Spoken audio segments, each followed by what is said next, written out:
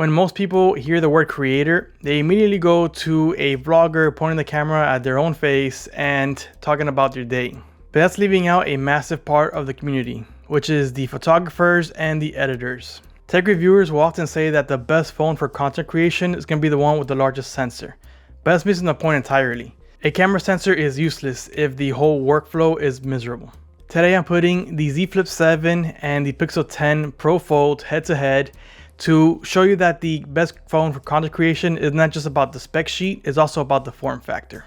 We're going to be looking at 4 specific workflows: photography, vertical content, horizontal content, and post-production, to see how these phones stack up and which one deserves to be in your camera bag. Let's start with photography. If you're shooting stills, the Pixel 10 Pro Fold starts off with a massive physical advantage, the 5x telephoto sensor. The biggest mistake that many people think for phones like the Z Flip 7 is that the high resolution mode can make up for the 5x telephoto sensor's compression and range. Well, unfortunately it doesn't. If you're shooting a product shot or a portrait, having that 3x or 5x sensor is going to provide a better compression and look than a main sensor cropped in. And of course, you're going to get the full resolution versus a cropped in version of the 50 megapixel that the Z Flip 7 has. And you also lose that increased depth of field that you get when you use a telephoto sensor compared to the main one just cropped in as well. A digital crop just throws away pixels. It doesn't make up for a missing third sensor. However, the only genuine advantage that the Z Flip 7 has for photography is going to be that front screen preview. If you're shooting your own thumbnails as a creator, having that front screen preview in an easily accessible form factor is going to help you get the best results. Of course, the Pixel 10 Pro Fold can also do that, but it's going to have you awkwardly holding the phone in an open position to be able to shoot that selfie. And it's just not the same experience overall. There's actually a specific scenario where the clamshell foldable destroys the book style foldable. The reality is that when your main focus is shorts, reels, and TikTok, the Z Flip 7 is going to be your built-in production crew. You're probably sitting there thinking, I can just take out my phone and use a front-facing camera to get perfectly fine results. But that's actually one of the worst mistakes you can make. When you're relying on the tiny front-facing camera, it's a much smaller sensor and you're going to be giving up a lot of dynamic range, low light clarity, and even the background separation or the background blur is not going to be anywhere near as good as the main sensor. Instead, the Z Flip 7 lets you record with the 2 best sensors the phone has, while letting you monitor yourself using the cover screen.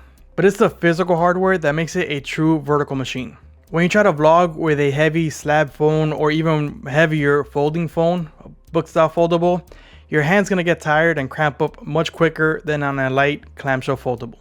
And having your phone folded in half fitting in your palm is gonna provide a much better experience because all the weight is held in your palm and there's no top heavy weight or anything like that that's gonna make you even more tired. And let's not forget that the main sensors on phones have optical image stabilization, which is gonna naturally remove all the micro jitters that you would have that would be captured by a front-facing camera which doesn't have optical image stabilization. Plus, you can set it down in flex mode and actually shoot your talking head without having to hold it on either your hand. You're removing all the instability, you're making it stable on a table, and you don't even need a tripod for that. You add in the auto framing feature, and now it's like if you have your own cameraman behind the scenes moving around and keeping you in focus and in the scene without having to actually hire anyone or do anything special. It's built to shoot fast and travel light. But while the Z Flip 7 is a true vertical content powerhouse, there is one hands-free scenario in where the phone's form factor is going to give you a bit of a compromise. It turns out that capturing hands-free 16:9 cinematic style footage requires a different set of tools. Now, if you're just holding the phone normally like you would when you're vlogging, using the phone in horizontal mode is going to be perfectly fine because you get the full 4K footage. But if you're transitioning to using the flex mode and still want to record horizontal video, you're going to be limited to 1080p. So if you're trying to use flex mode to record yourself for YouTube in 4K video, this is going to be a deal breaker. This is exactly where the Pixel 10 Pro Fold takes over. Placing it in tabletop mode is going to act as its own very sturdy base for recording long form content. The Fold is right at home recording 4K 16:9 video content in its tabletop mode without any compromises. Furthermore, reviewing your video in this large 8-inch screen before going home is going to ensure that you have the footage exactly how you want to look, but capturing the footage is only half the battle. The real reason that the Pixel 10 Pro Fold is actually worth the money is because of what happens after you press stop. This is where the Pixel leaves every slab phone and every clamshell foldable in the dust. And I call it the editing bay. When you're a mobile content creator, your phone isn't just your capturing device, it's also your editing studio. Imagine the friction of having to drag and drop your video into a timeline. You're editing, you're cutting, you're cropping, and everything is done on a tiny 2-3 inch wide screen. Your fingers are always going to be covering exactly where you want to place the clip. Your waveforms are going to be covered by your finger as you're dragging and dropping, and even your highlighting and all these different things are going to be covered by your fingers because everything is just so cramped. Now imagine just doubling that width. Now everything just seems way more spacious and you get to drag and drop with way more confidence. You're not going to be overdoing the exposure or shadow slider. You're going to have more space to be more accurate and more intentional with your slides and your movements. And being able to do all of this on an 8-inch mini tablet is going to make you more accurate, and it's going to give your eyes a break as well because you have more real estate to work on. The exact same logic applies to editing photos as well, because photos are even more intricate actually. When you go to delete something, crop something, or adjust the angle because you didn't get it perfectly straight, having the extra screen is going to make you way more accurate and can produce a better overall photo.